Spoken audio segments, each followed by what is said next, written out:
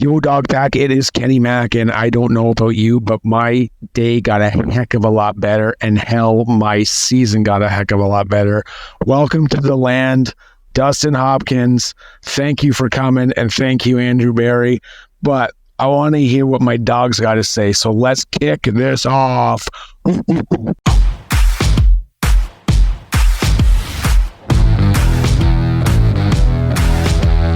Welcome to the Dawgs Podcast with your hosts, Blake Reneker, Justin Charles, John Nye, and Josh All.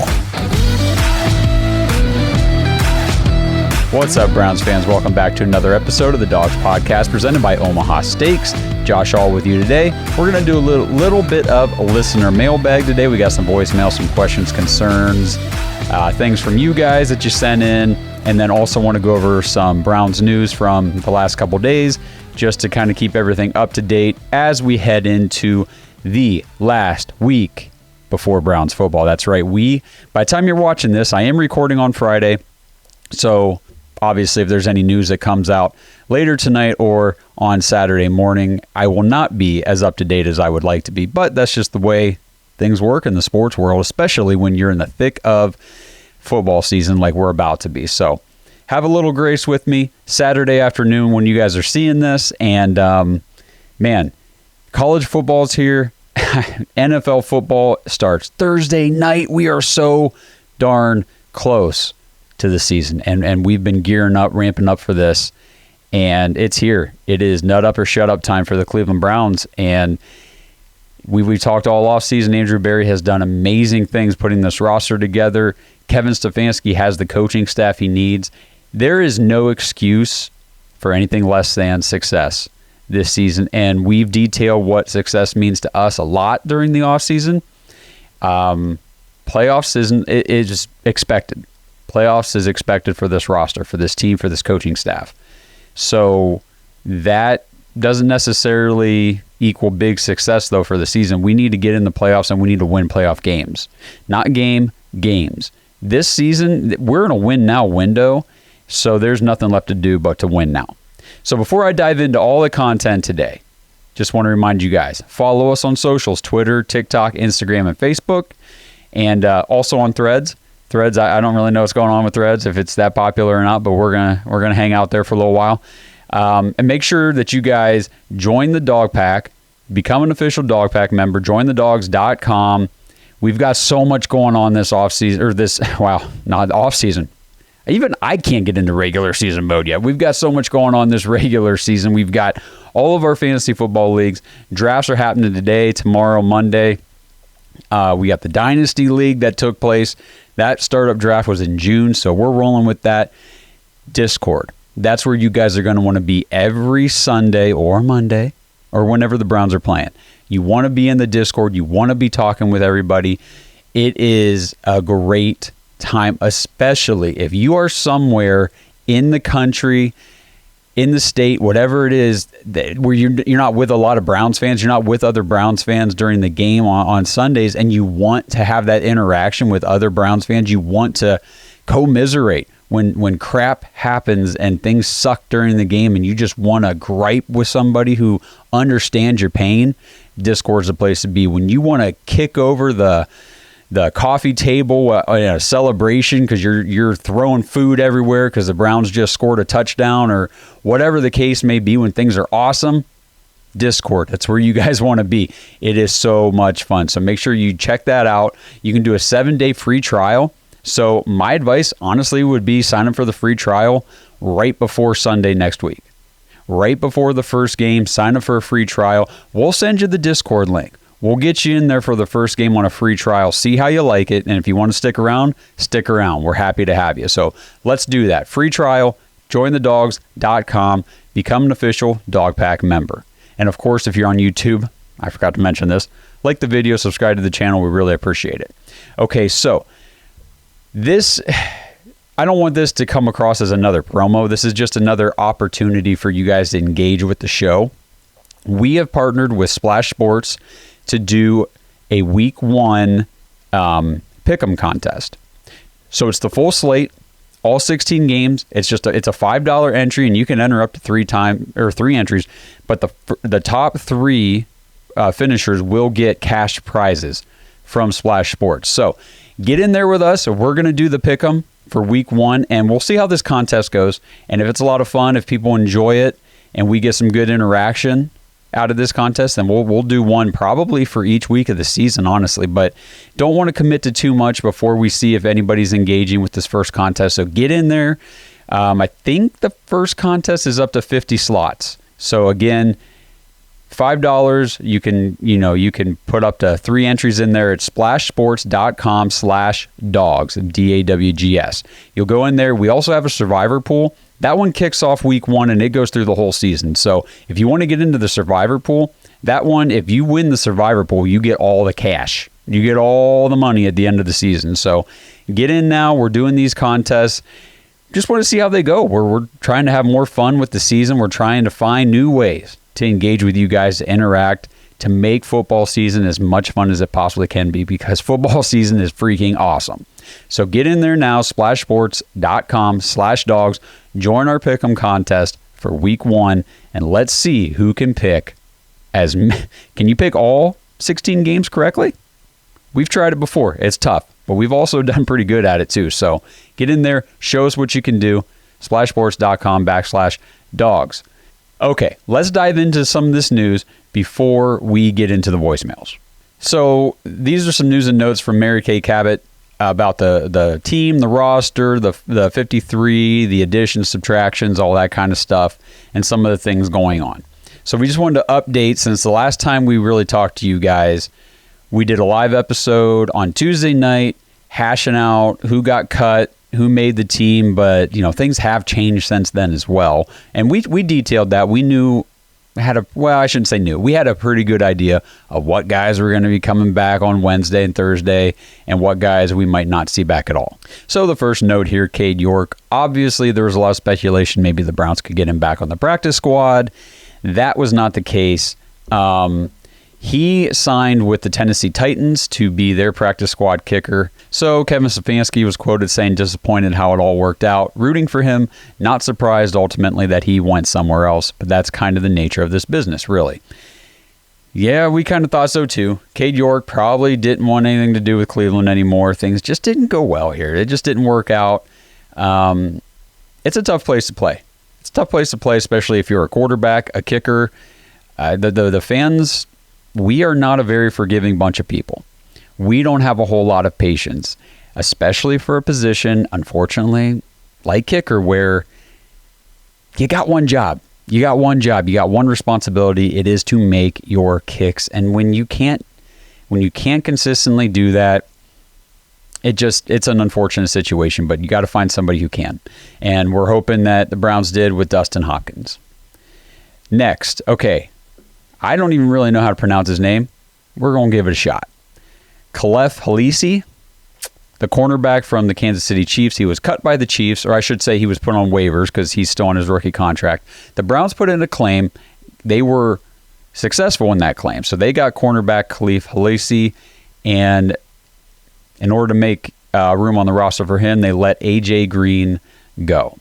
So interesting that the Browns decided to cut A.J. Green. He's been a guy that we've been very high on this show. We've been very impressed with A.J. Green, UDFA a few years ago. I think he spent 3 seasons with the Browns. And I tell you, he's been very reliable, very consistent in a backup depth role at cornerback in the secondary when the Browns needed him. Thought he's played well the whole time he's been here. So the fact that the Browns let him go says that they have confidence in this other kid from Kansas City. They really like. I mean, obviously the Browns have done their homework. They know about him. They've probably liked him in years past. They probably liked him when he came out of college. And then when they got to see him live in Kansas City on Saturday going against the Browns, they just like what they saw. And as soon as he hit waivers, the Browns went and got him. So I trust Andrew Berry. I trust the process. So I'm excited to see. Hopefully we don't have to see him too much on the field, but with Denzel Ward already dealing with concussion protocol and all that stuff, I'm sure we will see Halisi in, limited role, limited opportunities this season, but I'm excited to see what he can bring to the table. One final note here, though. The Browns did say that they're hoping to get A.J. Green back on the practice squad and possibly put him back on the active roster if everything works out. So, again, by the time you're watching this, I don't know if that will have been done, if he will have signed with someone else, but at least when this initially happened, that was the intent.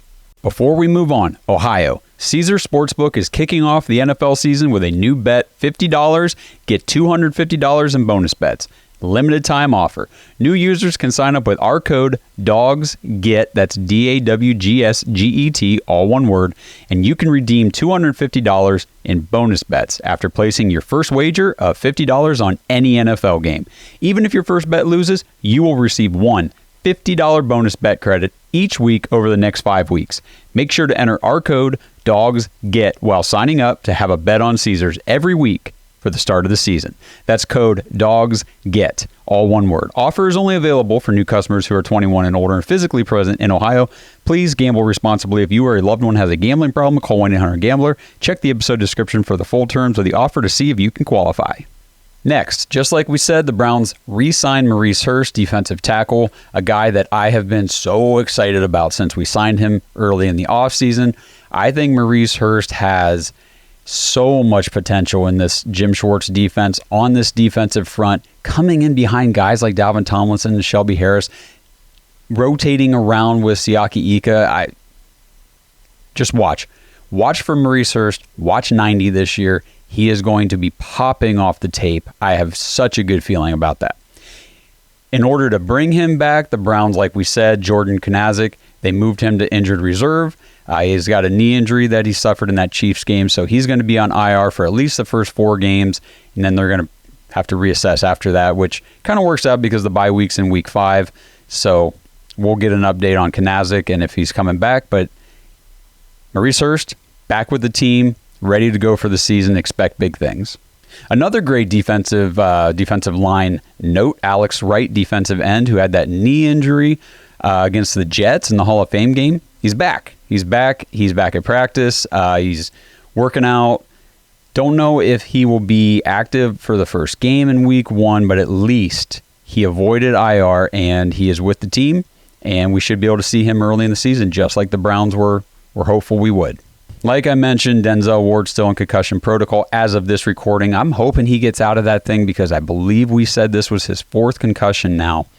Things are starting to get a little hairy for Denzel, especially in the concussion area. His injuries, they're not as extensive. We detailed this last offseason. His injuries are not as extensive as you would be led to believe. I don't have the numbers in front of me, but he has not missed nearly as many games as Browns fans claim he has or feel like he has. But the feeling is real because when a guy of Denzel Ward's caliber is not on the field, you feel it. You feel his absence, and it's just a lot more detrimental than when, other guys who aren't as good as him miss games. So Denzel Ward in concussion protocol, not great, especially considering we've got Joe Burrow and Jamar Chase and T. Higgins coming to town on Sunday. So we need him. We need Denzel Ward back. We need him healthy. We need him locking down Jamar Chase. That way Martin Emerson and Greg Newsome can handle the rest. And, we can just continue our rolling over the Bengals.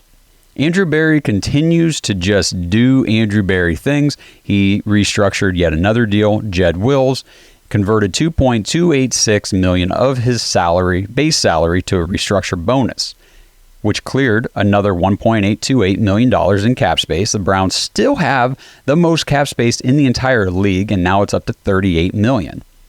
That's awesome. This is money that we can roll over into next year, and it's also available. God forbid we have some sort of, just huge injury during the season or something happens that we need to go out and make a move because we are so close to making that push. We can do it. It just gives us all the space, all the luxury, the breathing room that we need for a successful season. And, I see so many people, and I don't think a lot of them are Browns fans. I think a lot of them are just Browns haters, trolls on the internet saying, oh, well, you guys are in cap space hell. Nah, we're leading the league in cap space, so I think we're okay. As part of roster cuts, Demetri Felton was put on waivers, and he has signed with the Cincinnati Bengals practice squad. So, I mean, we're not going to see him week 1, I don't think, but he's there. Just another note of a guy that is no longer with the Browns. And those are really all the notes I wanted to get into with the Browns, kind of the updates with the roster and things that are going on. I think that Pierre Strong could have a much bigger role in the backfield as at running back than maybe we are anticipating early in the season with Jerome Ford's injury. Haven't seen many updates on Jerome Ford's injury. A lot of times no news is good news, but at the same time, if you know a guy's been missing time and he's been out with a hamstring, especially a soft tissue issue like a hamstring injury, and you're not really hearing coaches or anybody say, oh yeah, he's looking good out here, he's moving around, he should be available, maybe no news is not good news, because I'm lowering my expectations for Jerome Ford, at least in the first part of the season. I think Pierre Strong is going to be that guy to come in and really spell Nick Chubb. And I'm okay with that. I'm okay with Pierre Strong. I liked his college production. I liked him coming out. I think that, he was just buried on a New England Patriots depth chart last year, and there just wasn't room for him this year. They actually moved on from pretty much everybody. I was looking at their active roster, at least on the initial 53. It was Stevenson and Zeke. That's it. So I'm sure they're not going into the season with just 2 running backs on the active roster, but that's where they landed. And I just think it was a good get for the Browns to go out, bring in Pierre Strong as running back depth, especially with Jerome Ford, still rehabbing that injury. This episode is sponsored by Omaha Steaks. Browns fans, Labor Day is right around the corner, and the experts at Omaha Steaks are inviting you to celebrate summer's last hurrah with 50% off site-wide during their Labor Day sale. Go to omahasteaks.com right now, enter code DAWGS, D-A-W-G-S, in the search bar to shop all of their exclusive Labor Day packages, like the Griller's Labor Day Feast. This package is the perfect sampling of everything that makes Omaha Steaks unforgettable. Plus, when you type code DAWGS in the search bar, you will get 8 free mouth-watering burgers and 8 free gourmet jumbo franks with your order. You're going to want to hurry because this exclusive offer is only available for a limited time. Celebrate those last remaining summer cookouts with 50% off site-wide during the Omaha Steaks Labor Day sale. Remember, the only way to get this amazing deal is to head over to omahasteaks.com, enter code DAWGS in the search bar, and get 8 free Omaha Steak burgers and 8 free gourmet jumbo franks with select packages, including that special Griller's Labor Day Feast. Omaha Steaks isn't just steak, it is the best damn steak of your life. That's omahasteaks.com, keyword DAWGS in the search bar. See website for details.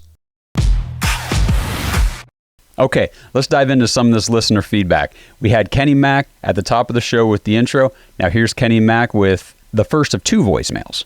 Yo guys, it's Kenny Mack and I'm calling about some stuff on social lately. First of all is Cade York on his phone. There are social media agents for these guys. That's who does it. Also, Bubba Vitrone is a badass. If he saw this, he'd kick that guy right through the uprights.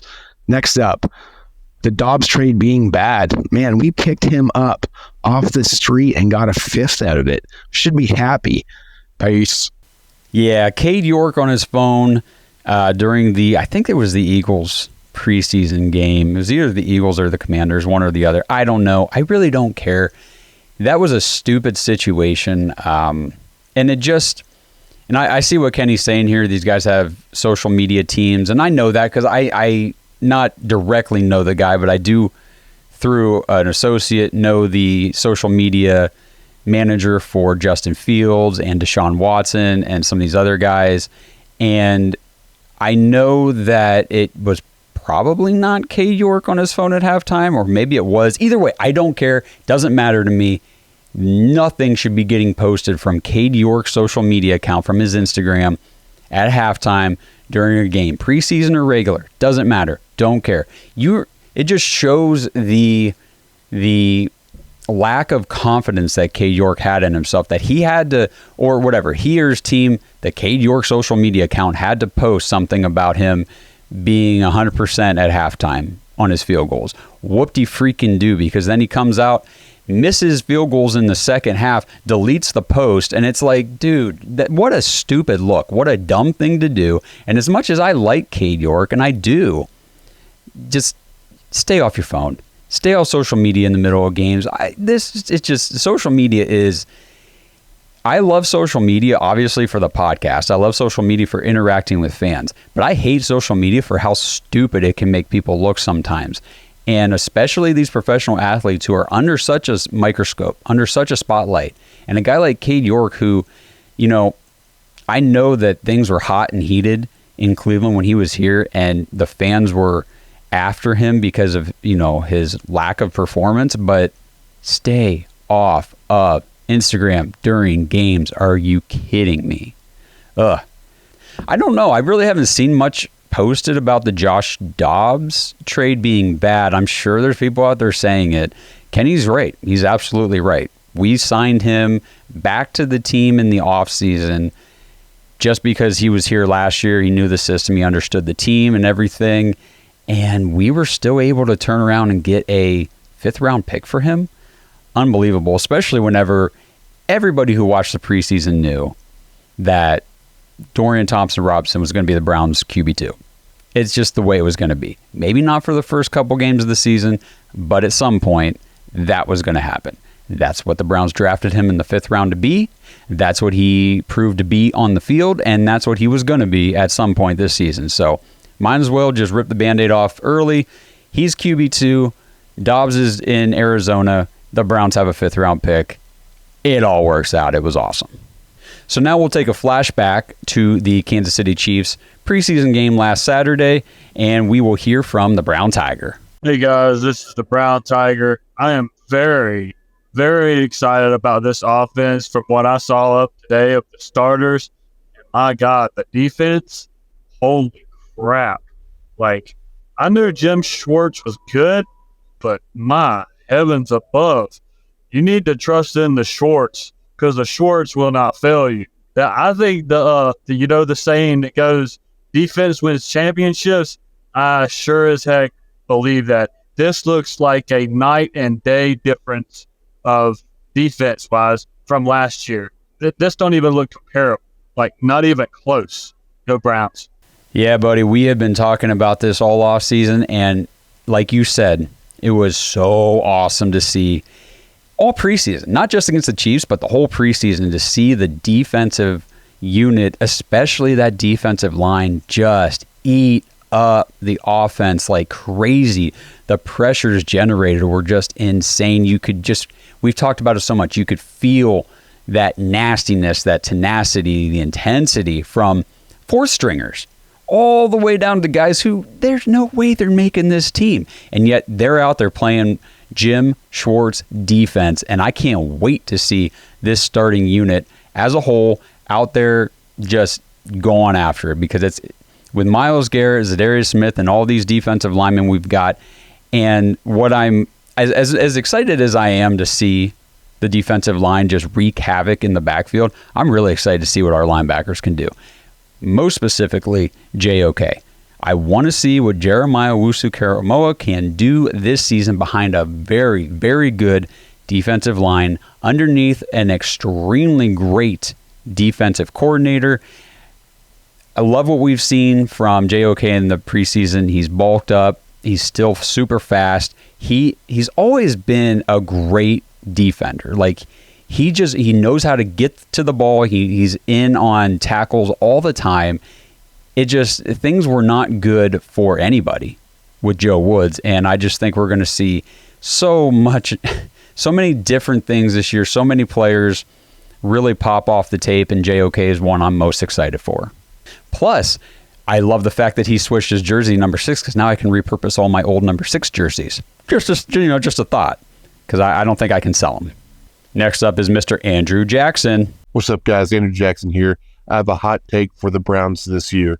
Greg Newsome will lead the team in interceptions and push to be the team's number 1 cornerback this year. I know he's got no interceptions for his career, but I believe this is what's going to happen this year. He's bound to have a breakout 3rd year. Let's go. I'm with you, Andrew. Greg Newsome, just like I got done saying about JOK a few minutes ago, everybody on this defense is going to have a great season. Everybody's going to look better than they did under Joe Woods. Greg Newsome is no exception. He is going to have a great season. And, going back again to the Denzel Ward concussion stuff, his tendency to miss games, I think that the door is wide open for a guy like Greg Newsome to have a breakout season. Yes, interceptions are going to come for this defense. We saw it in the preseason already, and it's something that we lacked under Joe Woods. The defense just did not create turnovers. They just didn't. It sucked. It really sucked to watch. I hated being last in the league, among the bottom ranked teams on turnovers. I think this season everything changes. Our defense is going to generate turnovers. It's going to be awesome. Greg Newsome will be the beneficiary of some of those. Not just one of those, some of those. I think he could have a Pro Bowl season, and we've already talked about Martin Emerson being pegged as a potential Pro Bowl breakout as well. Super excited for this secondary, super excited for this defense. I know I've said that a lot in this show, but it just can't be stated enough, especially after what we had to watch the last 3 years. All right, here we go. Back to the Mac. Yo, guys, it is Kenny Mack, and I am pumped about this kicker situation. I did not want to be in last year's position where we're saying, wow, our D-line sucks, and we had to say it all year last year. So this year with the kicker, I was like, no, I don't want to be saying the kicker sucks all year. We're going to lose games, end up 7-10 again. It's not going to happen. We got the new hope. So that is awesome. Next up, our team against Kansas City. I liked what I saw when Deshaun Watson was in the game. After he came out, it was 22-6 or 10 or whatever it was. And there was a bunch of guys in there that aren't on the team anymore. So that's what happened there. Last but not least, that D-line, the whole D actually looks awesome. And I can't wait to get Miles in there.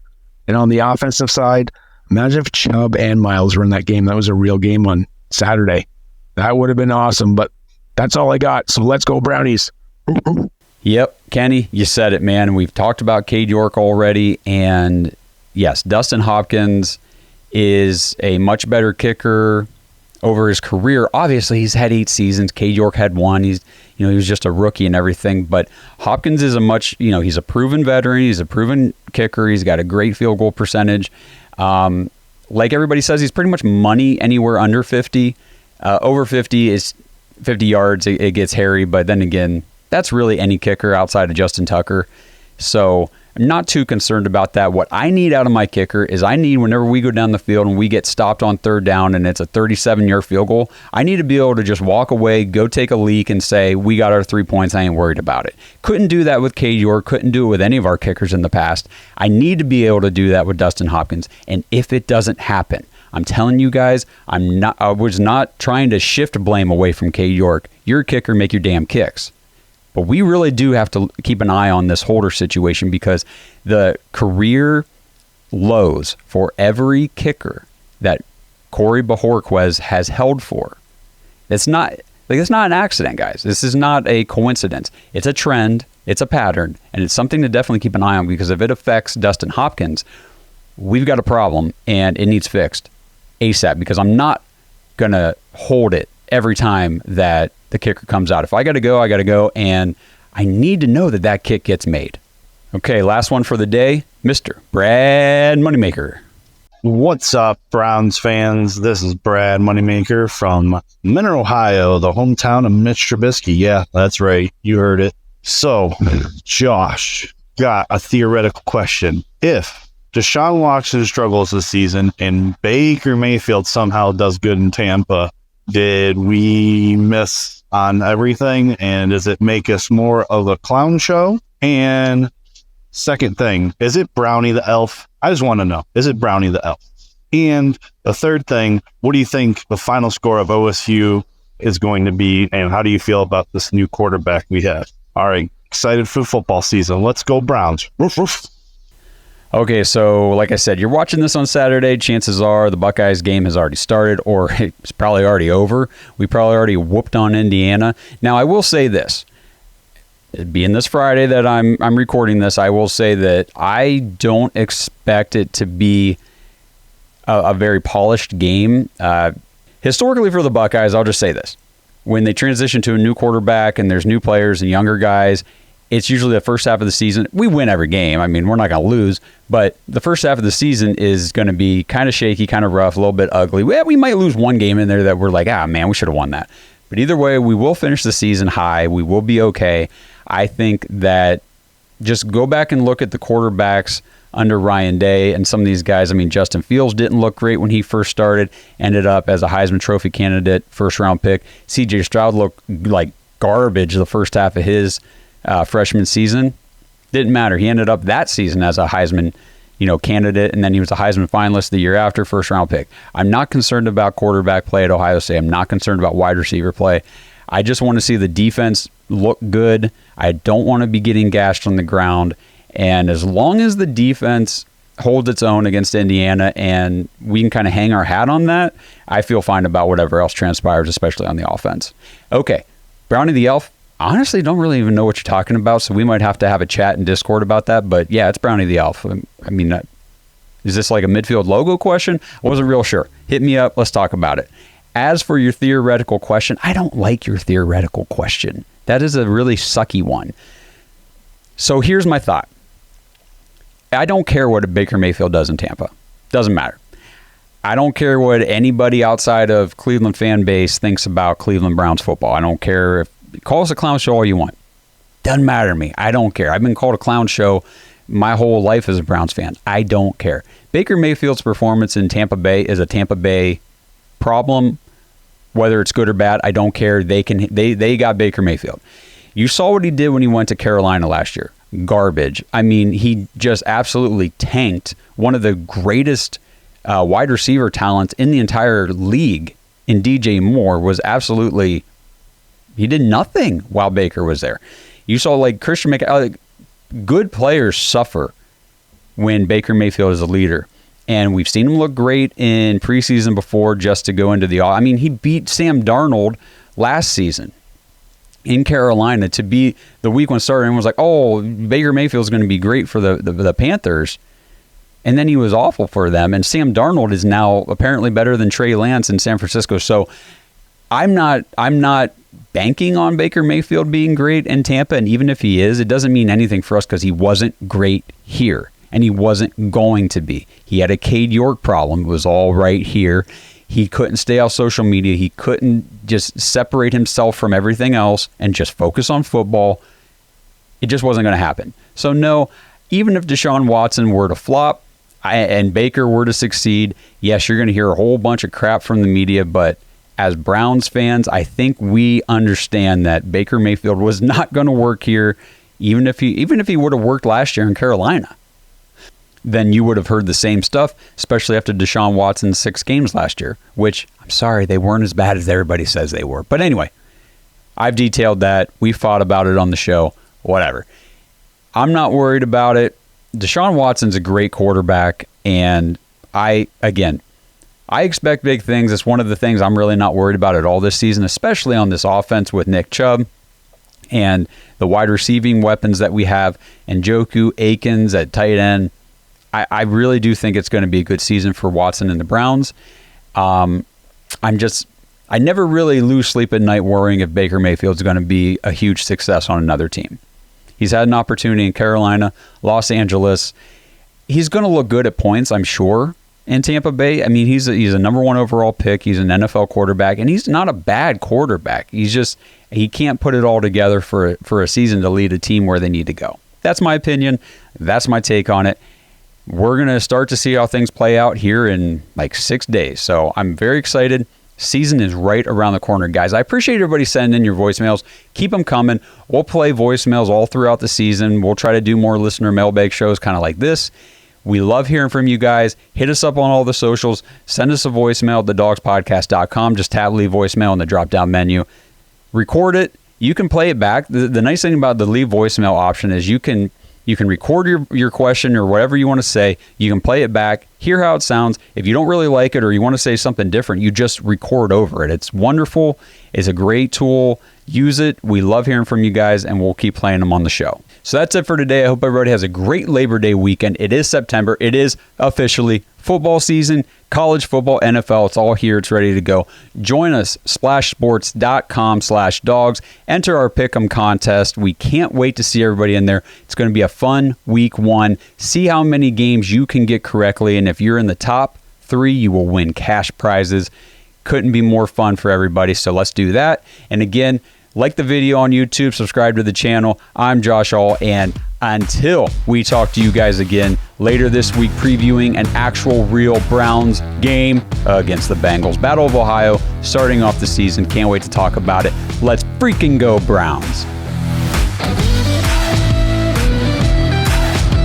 Thanks for listening to another episode of the Dawgs Podcast. Make sure you subscribe on YouTube and follow us on Twitter at the Dawgs Podcast. Get your thoughts on the show at thedawgspodcast.com.